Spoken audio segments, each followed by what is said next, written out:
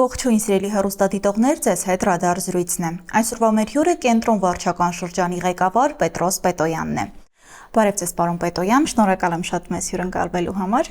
Պարոն Պետոյան, ամեն օր հարյուրավոր մարդիկ կենտրոնի փողոցներով անցնում են, բայց շատերը չեն մտածում, որ մեկ բարեկարգված փողոցի կամ մայթի հետևում ինչ մեծ աշխատանք է կատարված։ Այ ինչ է մնում կադրից դուրս, որոնց մասին քաղաքացիները հիմնականում չեն էլ մտածում։ Նախ ես եմ շատ շնորհակալ հրավերի համար, շատ լավ հարց էր, որը որ այս վերջերս ինձ անընդհատ չասեմ մտահոգում է, բայց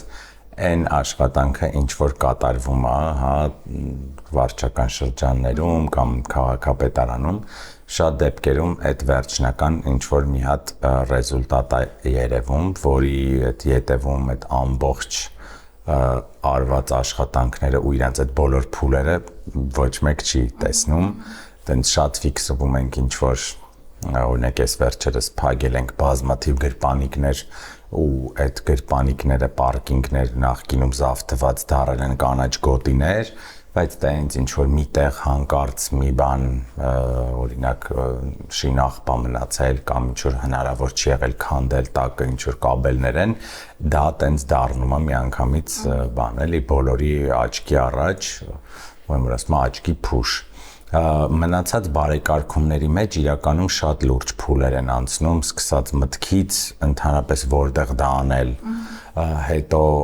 նախագծերից, այդ նախագծերի վերահսկողությունից, որովհետև շատ դեպքերում այդ նախագծերն են լիքը խնդիրներ ունեն ու միջև շինարարություն մտնելը, հետո շինարարության փուլ, մրցույթներ, վերահսկողություն, ժամկետների ուշացումներ, որակի վերահսկողություն, նորից քանդել, նորից սարքել, մեկ էլ վերջում ինչ որ սիրուն բան, ու տենց վերջնարդյունքը միշտ ստացվում է, որ սենց մի հատ եղավ ու վերջ։ Այդ նույնը վերաբերում է բակերին, նույնը վերաբերում է այգիներին, շատ դեպքերում են ինչ որ հիմա մենք կենտրոնում անում ենք այդ մասնավոր համայնք համագործակցության մեջ էտել, այդ բոլոր բանակցությունները, խոսալ, ֆինանսական կտորները, այդ իրականում լիքը աշխատանք է, որը ցավոք կամ կյանքը տենց է շատ չի երևում, բայց ես շատ ավելի միտված եմ արդյունքին ու ինձ թվում է այդ արդյունքը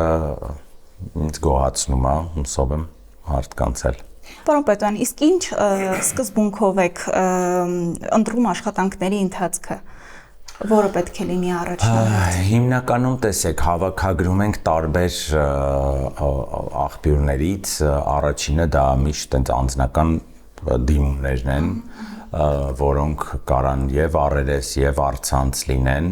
դրանք մեր ակտիվ քաղաքացիով ստացված դիմումներն են, դրանք մեր աշխատակիցների գույքագրած խնդիրներն են, դրանք վերլուծություններ են, օրինակ նույն մայթերի տեսանկյունից, որն ավելի տուրիստական, որն ավելի մարդաշատ, որն ավելի խնդրահարույց, մենք օրինակ այս վերջի տարում կարծում եմ 5-6 լիովին նոր մայթ կառուցեցինք, որտեղ ընդհանրապես մայթ չկար։ Այդ կողբացի փողոցներ, այդ Բայրոնի հատվածում, էր Արամի փողոցում լայնացում արեցինք, հեսա շուտով Բյուզանտ փողոցն ենք սկսում, այսինքն իրանք տենց ըստ, այսպես ասած, կարևորության, նշանակության միգուցե հավաքագրվում են, հետո արդեն տալիս ենք իրանց նախագծման, հետո բյուջեից էլ նաև կախված արդեն հետո իրականացման։ Պարոն Պետոյան, վերջի շրջանում շատ մեծ ծավալի աշխատանքներ են կատարվում կենտրոնում, երբ շրջում եք փողոցներով, կա փողոց կամ բակ, որի փոփոխությունը ձեզ մեծ հաճույք է պատճառում։ Շատ են արդեն այդ վայրերը, իրականում ես շատ մեծ բավականություն եմ ստանում մեր բարեկարգած բակերից, օրինակ Սայաթնովա 37-ը, որտեղ որ շատ տենց ժամանակակից ու շատ ճիշտ լուծումներով բարեկարգումներ արվել, այդտեղ նաև մենք հիմա անցկացնում ենք անվճար բասկետբոլի դասեր շաբաթը մեկ,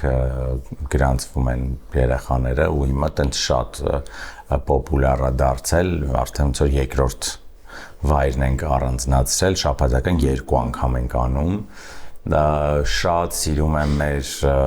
այս հանրային մեծ խաղահրապարակները, որոնք որ արեցինք Կեռոն զարգացման հիմնադրամի ու եւս 2 գործընկերների հետ, Rock Capital-ի ու Paper ընկերության հետ, այդ Օղակաձևում, Միսակ Մանուշյանում եւ մեկ էլ Խաչքարերի պուրակում բոլորը շատ տենց թեմատիկ են, ամեն մեկը ինչ որ ուղղվածությամբ, բայց երևի թե առաջինն էին, որ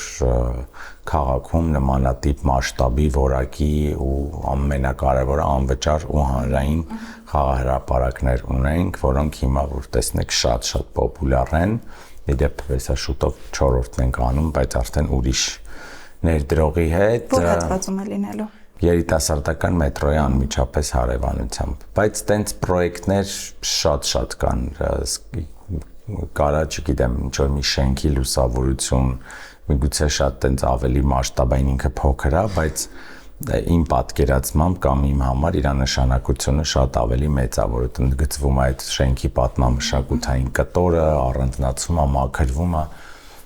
աշխատանքների շատ են։ Պարոն Պետոյան, ես նկատել եմ, որ կենտրոնում ավելացել է նաև ապամոնտաժվող ապօրինի շինությունների թիվը։ Հետաքրքիր է, ինչ թվի մասին է խոսքը։ Ցավոք պետք է փաստել, որ նմանատիպ շինությունները դեռ շատ են Երևան քաղաքում եւ նաեւ կենտրոնում։ Էդ էլ հիմնականում առաջնահերթությունը տրվում է մայթերին, այսինքն ավելի շատ գնում ենք օրինակ երեք Աբովյան Ծայատնովա Խաչմերուկում բացազատվեց տենց տարիներով փակված շատ սիրուն գեղեցիկ պուրակ, որը նախկինում ա եղել։ Հիմնականում դնում ենք շեշտը մայթերի վրա, այսինքն ըստ անցանելիության, որտեղ օրինակ շատ է խոչընդոտում։ Նաև անում ենք բակերում, որտեղ որ էլի բարեկարգում պետք է անենք, այսինքն էլի այդ տարածքը չի հերիքում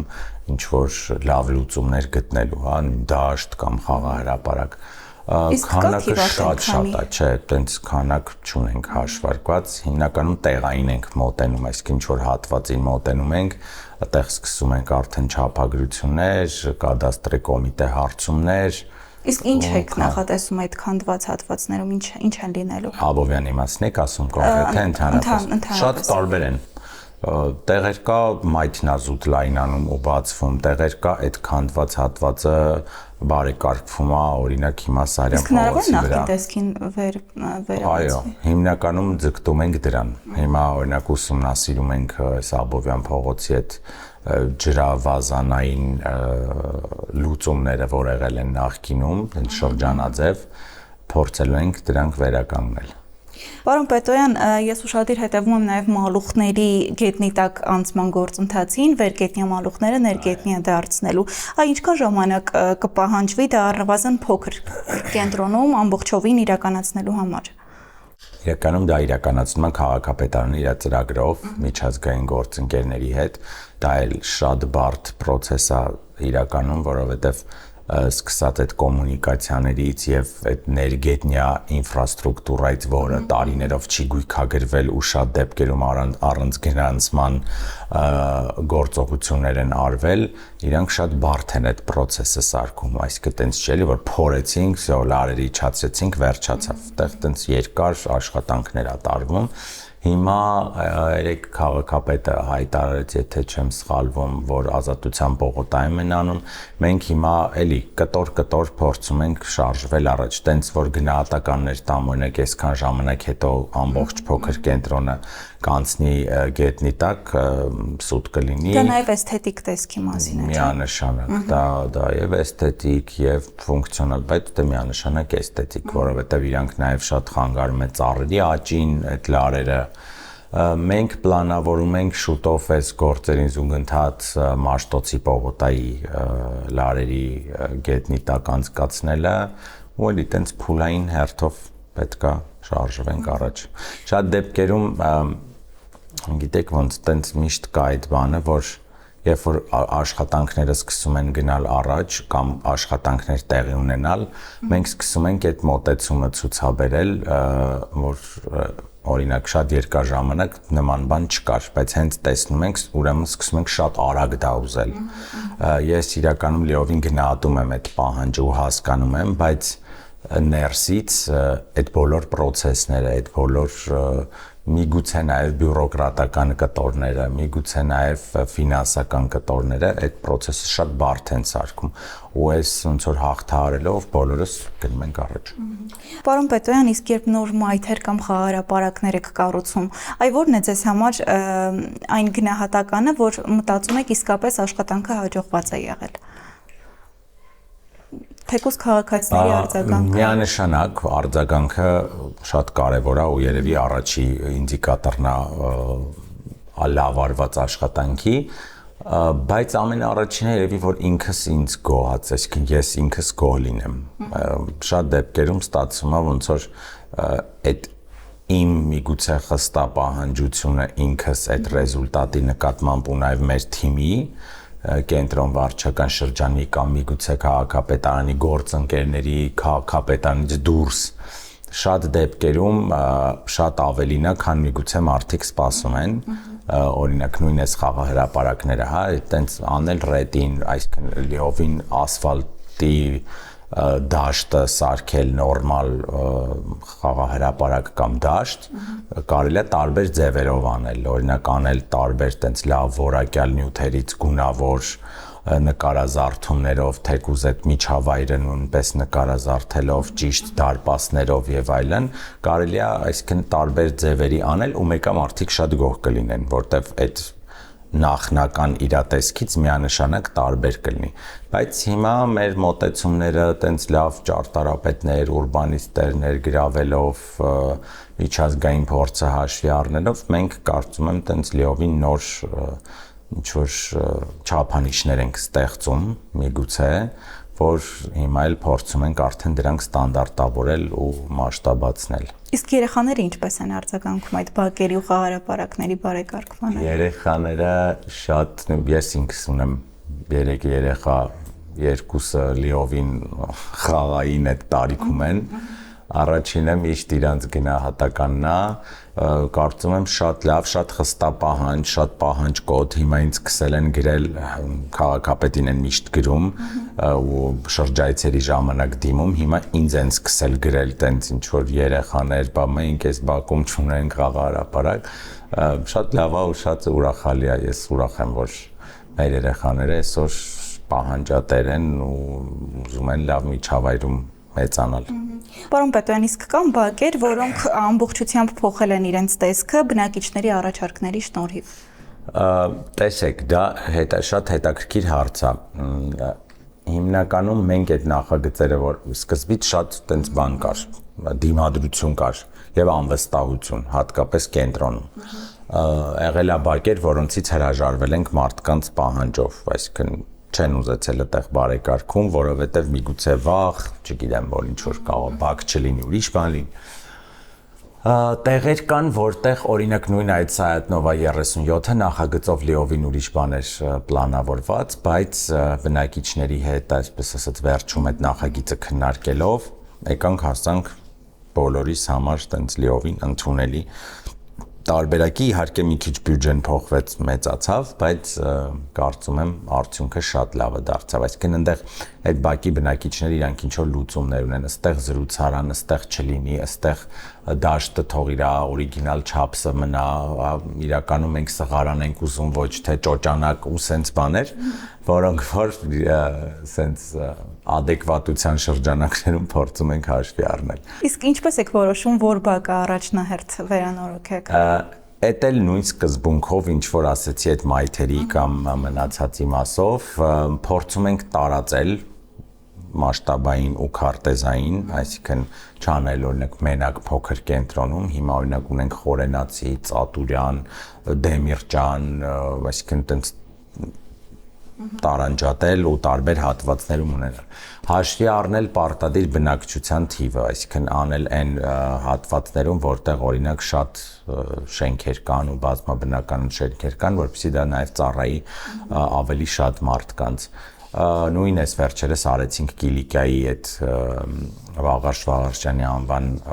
դպրոցի բակի ու ֆուտբոլի դաշտի բարեկարգումը ու ինքը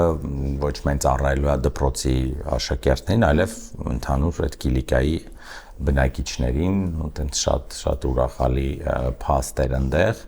ավելի շատ տենց ընտրում ենք այն սկզբունքով, որ տարածված լինի, շատ բնակիչ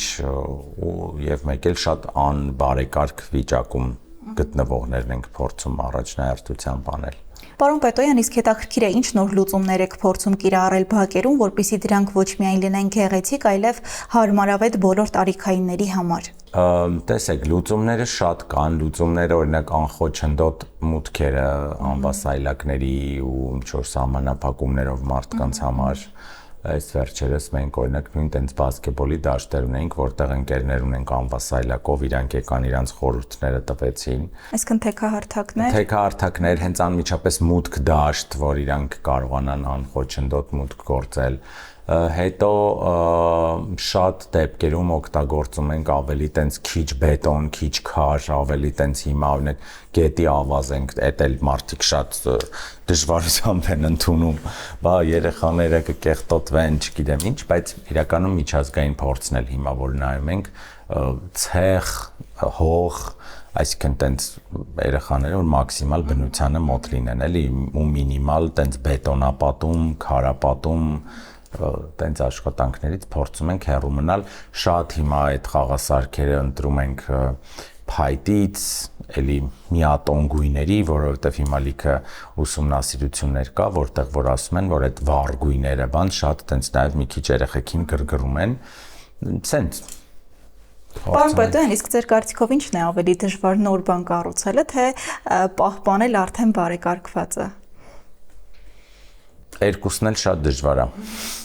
Իրականում շատ դժվար է ու շատ ցավալի է հիմա այն ինչ որ մենք ունեցել ենք, օրինակ նույն էս Աբովյան Սայաթ-Նովա Խաչմերուկի, եթե տեսել եք նկարներ էլ կար, դժվար հիշեք, փոքր եք դուք շատ, բայց օրինակ այն ինչ լուծումներ ու այն սկսած այդ պերգոլաներից կամ զոնտերից, որ եղել են այդտեղ, տենց շատ ուլտրա ժամանակակից ու այդ ջրային լուծումներ, այսինքն արդեն 60-70 թվականներին նենց լուծումներ են տվել քաղաքաշինական, էսթետիկ, ճարտարապետական, որ օրինակ այսօր շատ դժվար է դրանք ստանալ, շատ դժվար է եւ ֆինանսապես եւ պրոցեսային շատ դժվար է։ Այսինքն երևի այդ պահպանելը ձեր ասած շատ ավելի դժվար է։ Օրինակ մենք 3 առաջ օրը բացում էինք անում Օղակաձև 2-ում երիտասարդական մետրոյի Ավետիք Իսահակյանի արձանի հետևի այդ հարևանությամբ այդ այգում 30 տարի չգործող շատրվան, որը մենք հիմա գիտենք սկսած այս օդի խնդիրներից, եղանակային եւ մնացած եւ էսթետիկ տեսանկյունից այգիներին պարտադիր են ջրային գոտիներ։ Այդտեղ դա կար ու ինքը չէր գործում։ Կար լիքը ուրիշ ապօրինի հետո սարքված ինչ որ բաներ, շենքեր, դրանց տեղը, շինություններ, դրանք բոլորը ապամոնտաժվեցին, վերածվեցին կանաչ գոտիների, ֆոնտան ջրավազանը վերականգնվեց լիովին։ Ինձ հիմա գնալով այդ միջավայրը հիմա այդտեղ այդ որ ասեցի այդ հատվածում նաև այդ ապամոնտաժված սրճարանի տեղը լինելու է խաղահրապարակ տենց ծառերի մեջ լավ բանով ստվերոտ այսինքն բայց նորն էլ է մեկա շատ դժվար անել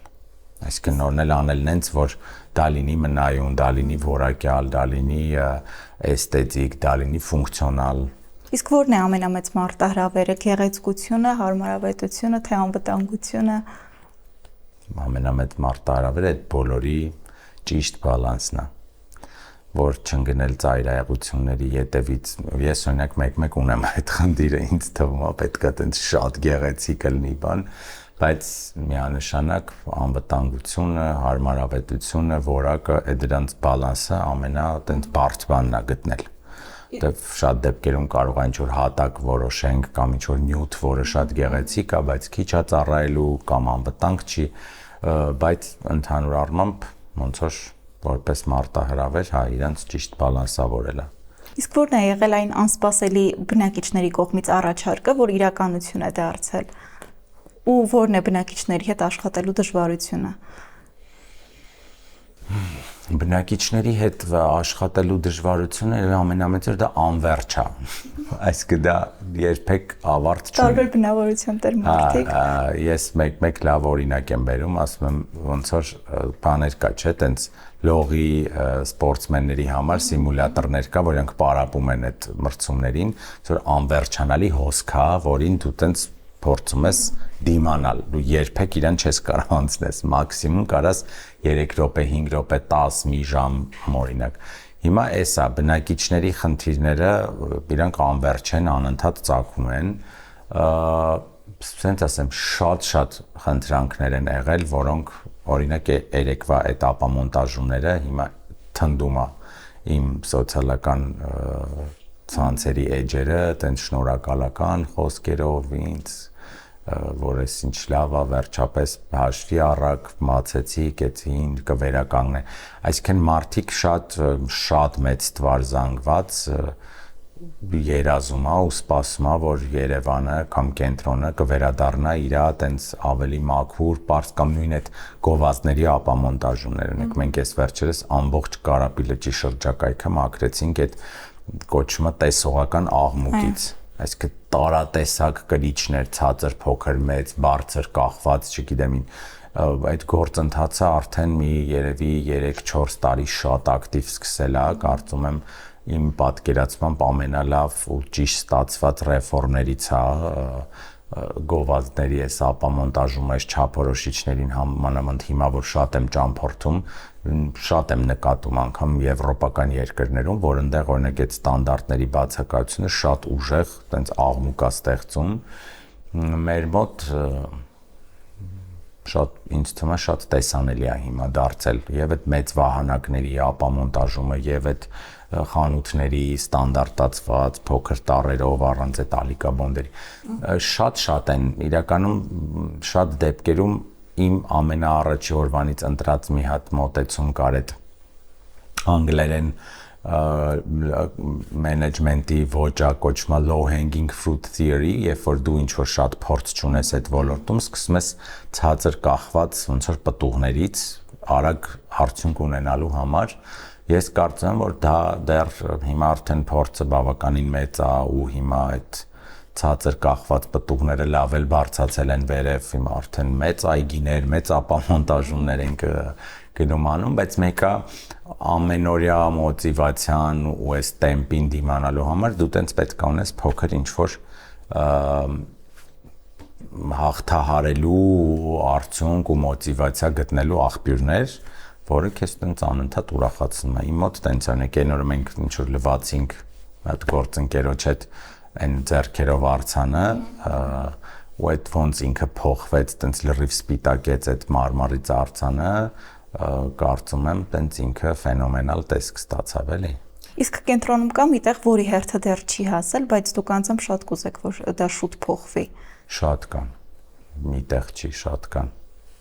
Իրանք մեկը չեն, տարբեր հատվածներ կան, նույն Օղակաձև զբոսայգին իր ամբողջությամբ, օպերայի տարածքը, ես տենց լիքը տեղեր ունեմ, որոնց ձգտում եմ ու երազում եմ։ Պարոն Պետոյան, փողոցները հարստանում են նոր կանգառասրահներով եւ չվացուցակներով։ Դուք ունեք տվյալներ, թե քանիսն են ավելացել եւ դեռ քանիսը պետք է ավելանան։ Գիտեմ, որ համարյա թե մեծ մասը կենտրոնում փոխվել են, բայց ավելի ստույգ երևի տրանսպորտի վարչությունը։ Իսկ քանիսը դեռ պետք է ավելացվեն։ Կարծում եմ բոլոր կանգառասրահները պետքա փոխվեն։ Առաջկան բոլորը պետքա։ Այո, այդ պլանը կա ու տենց ակտիվ գնում ենք այդ ուղղությամբ։ Մշակութային եւ երիտասարդական մասով էլ մի շարք միջոցառումներ են կազմակերպվում եւ դուք այն ակտիվ նախաձեռնող վարչական շրջանի ղեկավարներից եք։ Հետաքրքիր է նախ ինչպես եք ընտրում համապատասխան միջոցառման տեսակը։ Ինչպես ենք ընտրում, նախ ընտրում եմ էլի իմ նախասիրություններով ու միգուցե մարդկանց նախասիրությունները հաշվի առնելով, շատ անում ենք սպորտային միջոցառումներ, օրինակ հենց այսօր Կինո Մոսկվայի բակում ժամը 7-ին ունենք հեծանվային տենց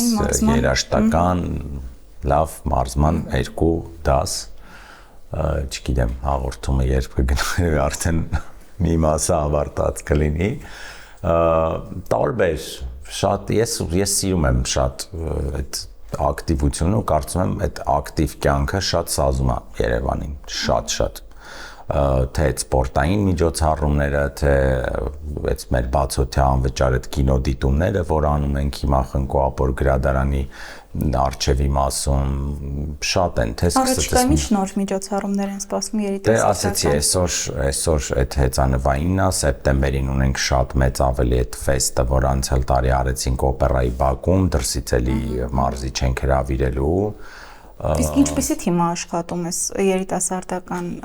միջոցառումներին։ Թիմ աշխատում է կենտրոն վարչական շրջանի թիմը, որը շատ կացված ու շատ լոյալ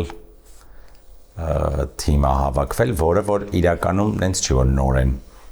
Այսինքն այդտեղ իմ գալուց հետո հիմնականում աշխատում են նույն աշխատողները, ովքեր որ նախկինում էին աշխատում, մի քանի հոգի կան հիմնական, որ իմ հետ եկել են տեղակալների մասով, աշխատակազմի քարտուղար, բայց նույն միջոցառումների մասով ունենք Նելիին, որը տենց շատ ակտիվ, ինքն էլ է սպորտային ու ինքը տենց շատ մաքսիմալ ջանք է գործադրում, որ այս ամեն ինչը սենց շատ են այդ միջոցառումները, իրական մենակ այդ չի էլի, մենք տենց տարվա կտրվածքով մի 10-15 լավ միջոցառում այս վերջերս օրինակ ունենք ընտանիքի օր անգլիական այգում, ամբողջ վարչական շրջանի աշխատակիցները իրանց ընտանիքներով եկել էին, տենց գարեջուր էինք խմում, հոտ-դոգ էինք ուտում, ծանոթանում էինք, շփվում էինք, որ այդ ընտանիքի անդամներն էլ մի քիչ պատկերացնեն, թե իրանց ծնողները կամ ամուսինները ինչով են զբաղված։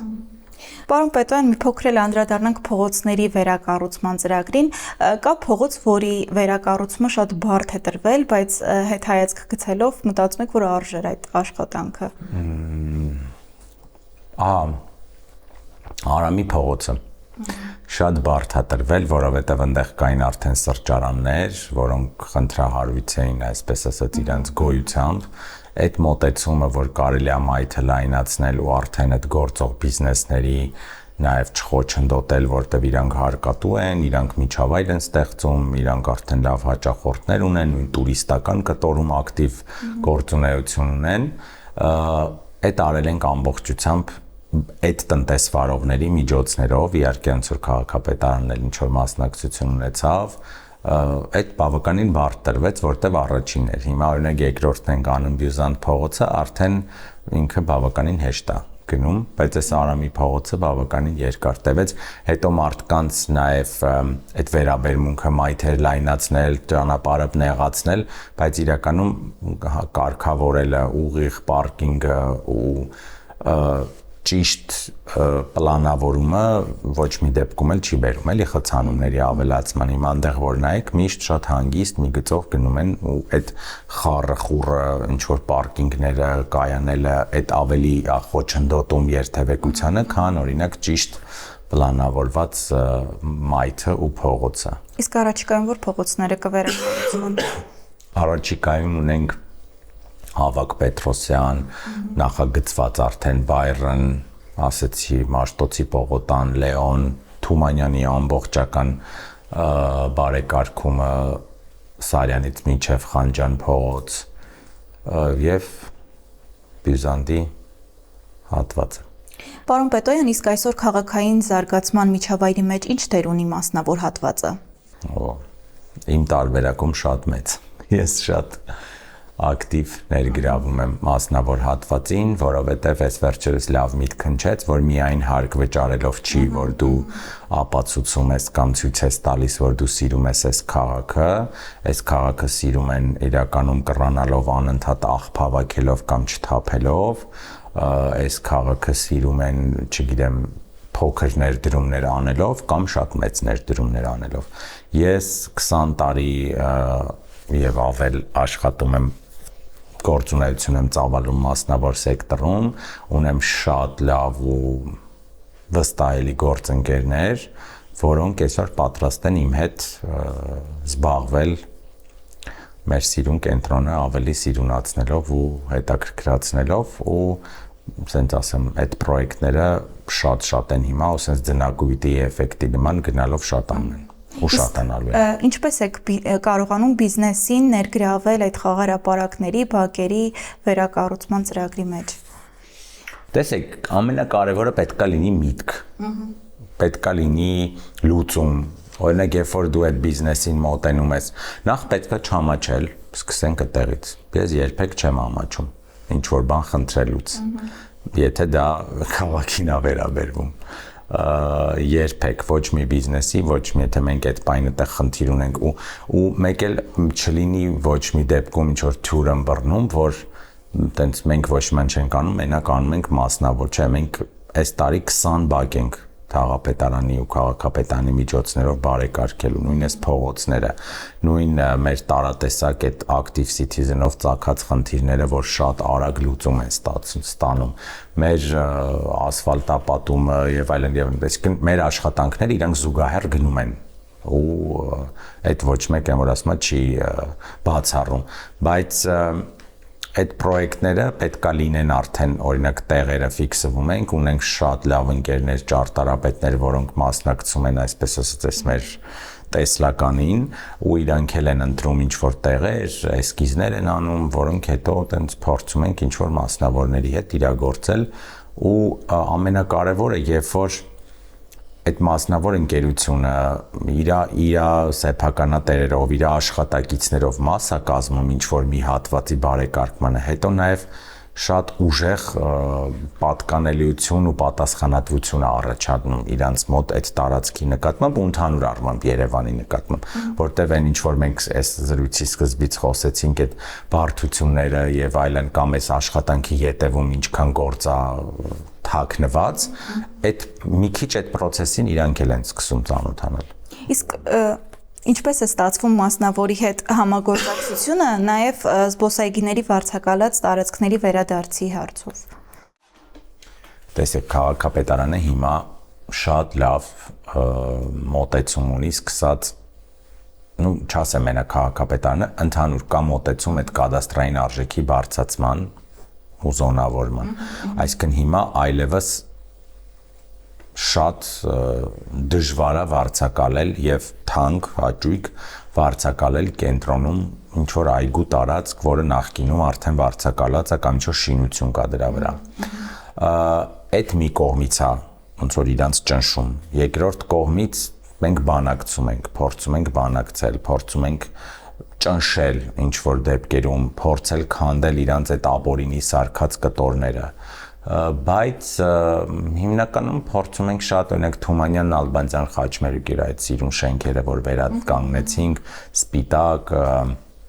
այդ կրպակները, այդ լրիվ փորձել ենք համագործակցել, փորձել ենք բացատրել ու շատ դեպքերում շատ լավ ստացվում է, բայց դա աշխատանք է, դա այդպես ամենօրյա երկար, այո, բայց էլի այդ այն կտորից է, որ ասենց մի հատված վերցնել, օրինակ այդ խաչմերուկը, սկսել էկրանները ապամոնտաժել, ծառերը էտել, շենքերը ներկել, շենքերը լուսավորել,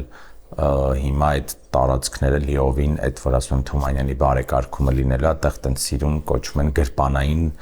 պուրակներ, տենց սիրուն իդենտիկ երկու պուրակա լինելու տենց շատրվաններով շատ նույն, այսինքն հիմա այդ միջավայրը մեկ էլ այն օր անցնում ասում բայց այս կողքի շենքը ոնց որ չի լվացվել, լավ եկեք էս էլ լվանք ոնց որ ընդհանուր, բայց լավ լվացինք, բայց